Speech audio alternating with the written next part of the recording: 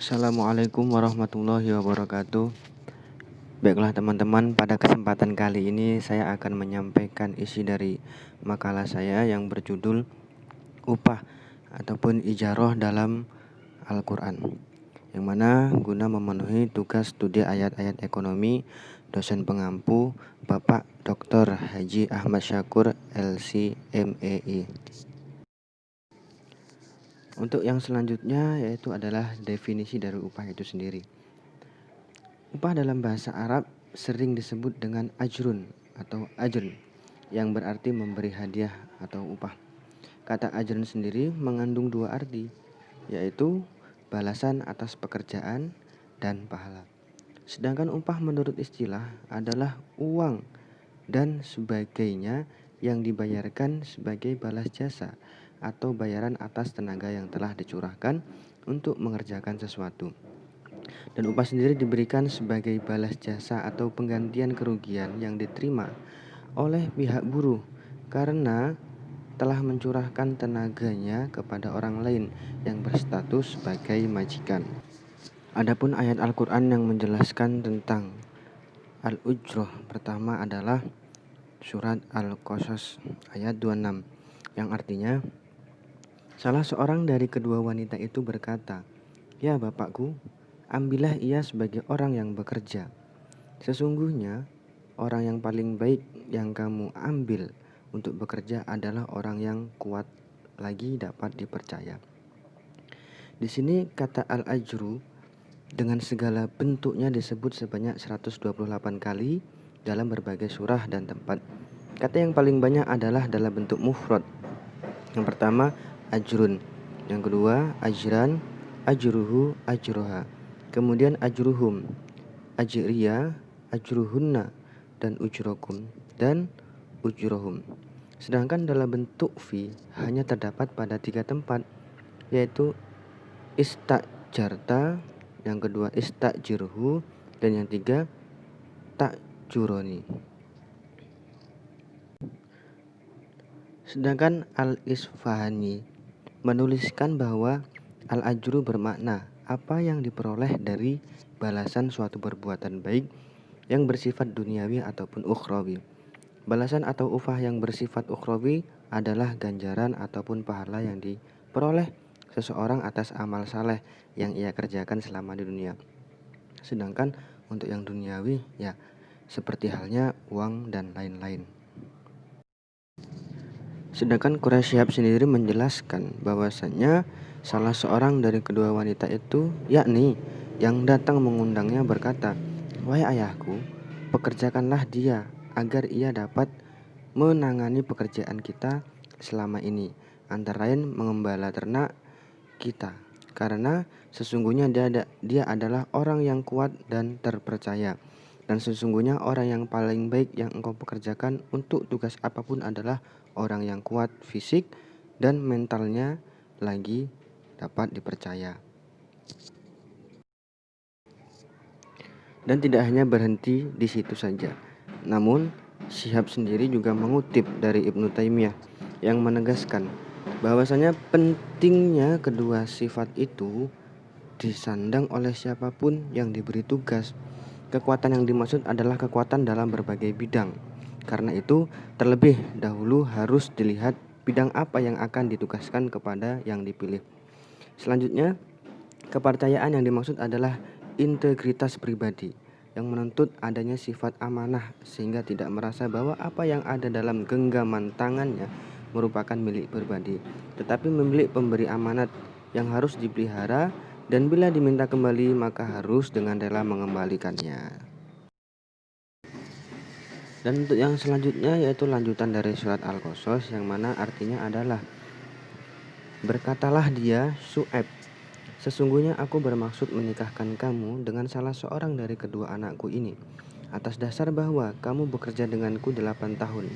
Dan jika kamu cukupkan 10 tahun maka itu adalah suatu kebaikan dari dirimu. Maka aku tidak berhendak memberati kamu, dan kamu insya Allah akan mendapatiku termasuk orang-orang yang baik." Di sini kata takjuroni pada ayat di atas di beberapa terjemahan dimaknakan engkau bekerja denganku. Dapat juga diartikan engkau mengambil upah denganku. Dan ada yang menarik dari ayat ini, Syuaib memberi tawaran kepada Nabi Musa setelah Nabi Musa mengadukan perihal ataupun kondisi yang sedang menimpanya karena hendak dibunuh oleh Fir'aun untuk bekerja dengannya. Seakan Nabi Syuaib mengontrak Musa bisa 8 tahun atau bisa juga 10 tahun. Kata-kata ma wa uridu an ashku alaika mengandalkan tidak ada paksaan dalam kesepakatan kerja. Dengan kata lain, bentuk pekerjaan ataupun upah yang bakal diterima tidak boleh memberatkan bagi si pekerja. Harus ada kerelaan untuk menerima apa yang diperjanjikan. Adapun surah yang selanjutnya adalah surat At-Tolak ayat 6, yang mana artinya, tempatkanlah mereka pada istri di mana kamu bertempat tinggal menurut kemampuanmu, dan janganlah kamu menyusahkan mereka untuk menyempitkan hati mereka. Dan jika mereka, istri-istri yang sudah ditalak, itu sedang hamil, maka berikanlah kepada mereka nafkah hingga mereka bersalin. Kemudian jika mereka menyusukan anak-anakmu untukmu, maka berikanlah kepada mereka upahnya. Dan musyawarahkanlah di antara kamu segala sesuatu dengan baik. Dan jika kamu menemui kesulitan, maka perempuan lain boleh menyusukan anak itu untuknya. Dalam surah At-Tolak ayat 6 sendiri memiliki tafsiran bahwasanya Allah menjelaskan telah menjadi kewajiban bagi suami memberi tempat tinggal yang layak sesuai dengan kemampuannya kepada istri yang telah menjalani iddah. Jangan sekali-kali ia berbuat yang menyempitkan dan menyusahkan hati sang istri dengan menempatkannya pada tempat yang tidak layak atau membiarkannya kepada orang lain ataupun tinggal bersama orang lain, sehingga ia merasa harus meninggalkan tempat itu dan menuntut tempat lain yang disenanginya. Selanjutnya, jika istri ditalak bain dan sedang hamil, maka ia wajib diberi nafkah secukupnya sampai melahirkan. Apabila ia melahirkan, maka habislah masa iddahnya. Namun demikian, karena ia menyusukan anak-anaknya dari suami yang menceraikannya, maka ia wajib diberi nafkah oleh suami sebesar yang umum berlaku. Sebaliknya, seseorang ayah dan ibu haruslah merundingkan dengan cara yang baik tentang kemaslahatan anak-anaknya, baik mengenai kesehatan, pendidikan maupun hal lainnya. Apabila di antara kedua belah pihak tidak dapat kata sepakat, maka pihak ayah boleh saja memilih perempuan lain yang dapat menerima dan memahami kemampuannya untuk menyusukan anak-anaknya. Sekalipun demikian, kalau anak-anak itu tidak mau menyusu kepada perempuan lain, tetapi hanya ke ibunya, maka sang bapak wajib memberi nafkah yang sama besarnya seperti nafkah yang diberikan kepada orang lain. Adapun ayat Al-Quran yang selanjutnya yaitu adalah Quran Surah Yunus ayat 72, yang artinya, jika kamu berpaling dari peringatanku, aku tidak meminta upah sedikit pun daripadamu. Upahku tidak lain hanyalah dari Allah belaka, dan aku disuruh supaya termasuk ke dalam golongan orang-orang yang berserah diri kepadanya. Ayat di atas dan ayat-ayat sebelumnya berbicara tentang Nabi Nuh alaihissalam beserta kaumnya yang ingkar dan tidak mau menerima dakwahnya. Umat Nabi Nuh yang berpaling darinya tidak akan membawa kerugian sedikit pun bagi Nabi Nuh. Berbeda halnya jika Nabi Nuh meminta upah kepada kaumnya atas dakwahnya. Jika merasa berpaling dan tidak mau menerima dakwahnya, maka hal itu menjadi kerugian Nabi Nuh karena tidak mendapatkan apa-apa. Dengan tegas Nabi Nuh berkata bahwa upah ataupun ajrun yang diharapkan adalah yang bersumber dari Allah Subhanahu wa taala. Dan selanjutnya adalah surat An-Nakabut ayat 58, yang mana, dan orang-orang yang beriman dan mengerjakan amal-amal yang saleh, sesungguhnya akan kami tempatkan mereka pada tempat yang tinggi di dalam surga, yang mengalir sungai-sungai di bawahnya, mereka kekal di dalamnya. Itulah sebaik-baik pembalasan bagi orang-orang yang beramal. Ayat ini cukup gamblang menjelaskan bahwa bagi orang-orang yang beriman dan beramal saleh, Allah akan berikan balasan ajrun yang sebaik-baiknya dalam bentuk surga dengan segala fasilitas dan akan kekal di dalamnya.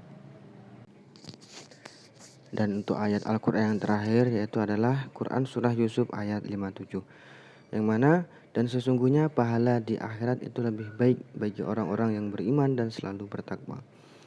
Ayat di sini menggunakan kata kerja masa lampau untuk kata amanu ataupun beriman, dengan kata kerja masa kini yang mengandung arti kesinambungan untuk kata yatakun. Ini agaknya untuk mengisyaratkan bahwa keimanan adalah sesuatu yang dapat diraih sekaligus dan secara spontan, sedangkan ketakwaan berlanjut dari saat ke saat dan dapat diperoleh melalui aneka aktivitas positif. Ada dua hal yang menarik untuk dicermati dari penafsiran ayat-ayat di atas. Pertama, perbuatan baik itu selamanya akan dilakukan atas dasar keimanan dan ketakwaan kepada Allah Subhanahu wa taala. Tetap akan berbuah kebaikan. Sedangkan kebaikan hanya menghasilkan kebaikan. Sebaliknya, keburukan akan menghasilkan keburukan. Kedua, balasan yang terbaik sesungguhnya bukan hanya di dunia itu saja, tetapi juga ada balasan di akhirat. Jika balasan di dunia sangat temporer, maka balasan di akhirat lebih abadi. Dan untuk yang terakhir yaitu kesimpulan.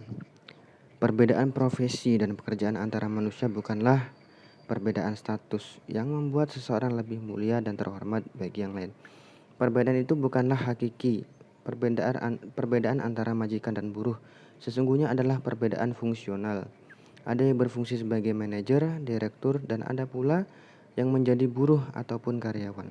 Oleh sebab itu, buruh atau karyawan dalam perspektif ekonomi Islam bukanlah termasuk dalam kategori modal atau kapital. Mereka hanyalah manusia yang eksistensi kemanusiaannya harus dihormati dan diakui. Upaya-upaya yang diarahkan untuk mengeksploitasi manusia tidak saja bertentangan dengan nilai-nilai kemanusiaan, juga berlawanan dengan nilai ilahiyah. Mungkin dari penjelasan saya cukup sekian. Bila mana terdapat silap maupun salah, saya mohon maaf. Dari teman-teman, mungkin bila mana ada yang mau dibahas, silahkan ditanyakan di grup. Terima kasih. Wassalamualaikum warahmatullahi wabarakatuh.